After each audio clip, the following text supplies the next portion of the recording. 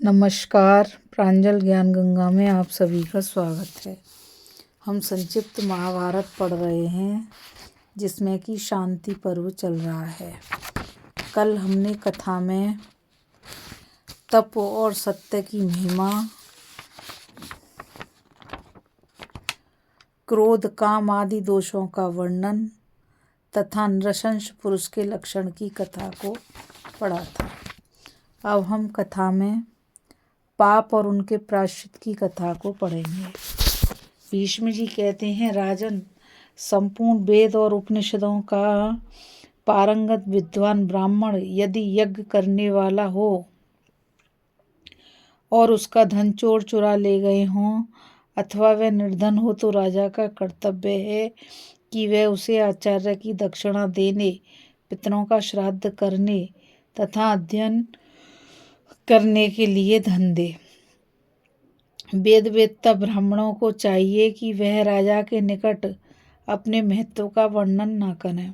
ब्राह्मण इस जगत का कर्ता, शासक, रक्षक और देवता कहलाता है, अतः उसके प्रति अमंगल सूचक एवं कटु वचन कहना नहीं चाहिए। क्षत्रिय अपने बाहुबल से, वैश्य और शूद्र धन के बल से और ब्राह्मण मंत्र तथा हवन की शक्ति से आपत्ति के समय अपनी रक्षा करे। कन्या, युवती, मंत्र न जानने वाला, मूर्ख और संस्कारहीन पुरुष ये अग्नि में हवन करने के अधिकारी नहीं हैं। ये पुरुष अधिकारी नहीं हैं। ये जिसके यज्ञ में हवन करते हैं उसके साथ ही स्वयं भी नरक में पड़ते हैं। मनुष्य जो कुछ भी पुण्य कर्म करे उसे श्रद्धापूर्वक और इंद्रियों को काबू में रखकर करे। बिना पूर्ण दक्षिणा दिए यज्ञ ना करे। बिना दक्षिणा का यज्ञ प्रजा और पशु का नाश करता है तथा स्वर्ग की प्राप्ति में भी बाधा डालता है। यही नहीं वह इंद्रिय यश, कीर्ति तथा आयु को भी क्षीण करता है। जो ब्राह्मण जिन्होंने घर में अग्नि की स्थापना नहीं की है तथा जो अवेदक रीति से हवन करते हैं वे सभी पापी हैं। जिस गांव में एक ही कुएं का पानी सब पीते हों वहाँ 12 वर्ष रहने से तथा शूद्र जाति की स्त्री से विवाह कर लेने से ब्राह्मण भी शूद्र हो जाता है। यदि ब्राह्मण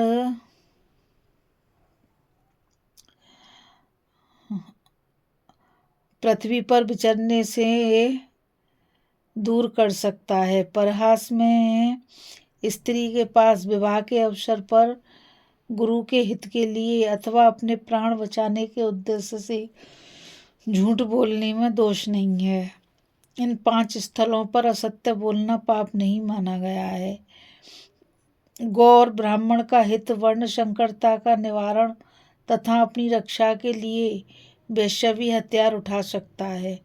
मदिरापान, ब्रह्महत्या तथा इन महापापों के लिए कोई प्रायश्चित नहीं बताया गया है। किसी भी उपाय से अपने प्राणों का अंत कर देने पर भी इनसे छुटकारा नहीं मिलता, यही शास्त्रों का निर्णय है। दूसरे का सोना हड़प लेना, चोरी करना और ब्राह्मण का धन छीन लेना यह महान पाप है। शराब पीने से, पतितों के संपर्क में रहने से और ब्राह्मणेतर होकर ब्राह्मणी के साथ रहने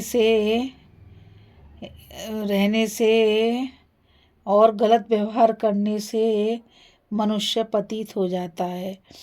पतित के साथ रहकर उसका यज्ञ कराने से, उसे पढ़ाने अथवा उसके घर में पुत्र या पुत्री का विवाह कर देने से मनुष्य 1 वर्ष में पतित हो जाता है। उपर्युक्त पापों को छोड़कर शेष जितने पाप हैं उनका प्रायश्चित बताया गया है। उसके अनुसार प्रायश्चित करके फिर पाप की आदत छोड़ देनी चाहिए। पूर्वोक्त शराबी, ब्रह्मत्यारा और परस्त्रीगामी इन 3 पापियों के मरने पर उनकी दाहादी क्रिया किए बिना ही कुटुंबियों को उनके अन्न और धन पर अधिकार कर लेना चाहिए। इसमें कुछ अन्यथा विचार करने की आवश्यकता नहीं है। अपने मंत्री और गुरु ही क्यों न हों, यदि वे पतित हो गए हों तो धार्मिक राजा को अपने धर्म के अनुसार ही उनका परित्याग कर देना चाहिए और स्वयं अपनी शुद्धि के लिए प्रायश्चित करना चाहिए। जब तक वे प्रायश्चित करके शुद्ध न हो जाएं, तब तक उनके साथ कोई बात या विचार करना उचित नहीं है। पापी मनुष्य धर्माचरण और तप करके ही अपने पाप को नष्ट कर सकता है।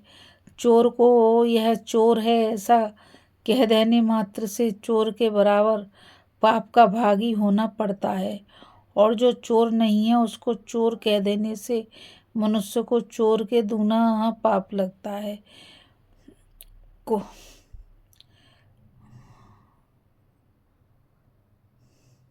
100 वर्ष तक तो उसे प्रेत की भांति भटकना पड़ता है और 1000 वर्षों तक नरक में रहना पड़ता है। इसलिए ब्राह्मण को अच्छे कर्म करने चाहिए। ब्राह्मण के शरीर में घाव हो जाने से निकला हुआ रक्त धूल के जितने कणों को भिगोता है। चोट पहुंचाने वाले मनुष्य को उतने ही दंड का अधिकारी होना पड़ता है। गर्भ की हत्या करने वाला यदि युद्ध में शस्त्रों के आघात से मर जाए अथवा जलती हुई आग में कूदकर अपने को होम कर दे तो वह उस पाप से छूट जाता है। मदरा पीने वाला पुरुष यदि मदरा को खूब गर्म करके पी ले और उससे मुंह जल जाने के कारण उसकी मृत्यु हो जाए तो वह उस पाप से मुक्त हो जाता है। इसी तरह जो जानबूझकर गर्भिणी स्त्री की हत्या करता है उसको 2 ब्रह्म हत्या का पाप लगता है। मदरा पीने वाला मनुष्य मिताहारी और ब्रह्मचारी होकर पृथ्वी पर शयन करे, 3 वर्ष या इससे अधिक समय तक अग्निष्ट होम करे, इसके बाद 1000 बैल या इतनी ही गौ ब्राह्मणों को दान दे तो वह शुद्ध हो जाता है। वेश्या की हत्या कर डालने पर 2 वर्षों तक पूर्वोक्त नियम से रहे और ब्राह्मण को 100 बैल तथा 100 गौएं दान करे। शूद्र की हत्या करने वाला मनुष्य 1 वर्ष तक उक्त नियमों का पालन करके 1 बैल और 100 गौएं ब्राह्मण को दान करे। कुत्ता, सूअर और गधे की हत्या करने वाला मनुष्य भी शूद्र की हत्या के समान ही प्रायश्चित करे। बिल्ली, नीलकंठ, मेंढक, कौवा, सांप और चूहा मारने पर भी पशु हत्या के समान ही पाप लगता है। अब दूसरे प्रायश्चित बतलाए जाते हैं। अनजान में कीड़े मकोड़े आदि छोटे जीवों का वध हो जाने पर उसके लिए पश्चाताप करें। अन्य उपपातकों में से प्रत्येक के लिए 1-1 वर्ष तक व्रत का आचरण करना चाहिए।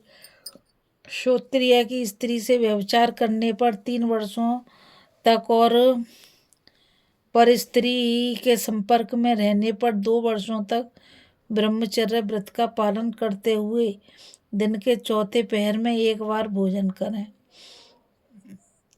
जो अकारण ही पिता, माता और गुरु का परित्याग करता है वह पतित हो जाता है।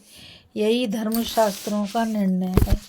यदि पत्नी ने व्यभिचार किया हो और विशेषतः इस काम में पकड़ी गई हो तो उसे सिर्फ अन्न और वस्त्र दें तथा पराई स्त्री से बात ना करें, भाई उससे भी बात ना करने दें। जो अपने श्रेष्ठ पति को छोड़कर दूसरे किसी पति के साथ रहती है वह पाप की भागी है।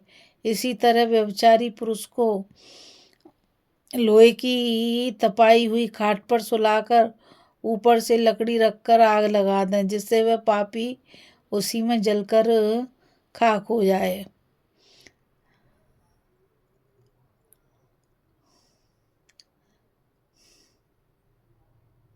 मनुष्य के लिए इस प्रकार उत्तम प्रायश्चित का विधान है।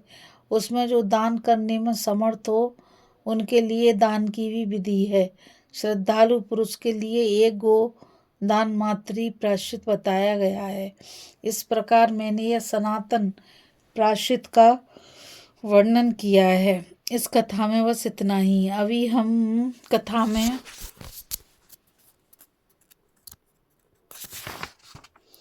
पाप और उनके प्रायश्चित की कथा को पढ़ रहे थे। अब हम आगे कथा में धर्म, अर्थ, काम और मोक्ष के विषय में विदुर तथा पांडवों के पृथक पृथक विचार की कथा को पढ़ेंगे। और मुझ गीता रावत को आज्ञा दीजिए। कल फिर मिलेंगे एक नई कथा के साथ।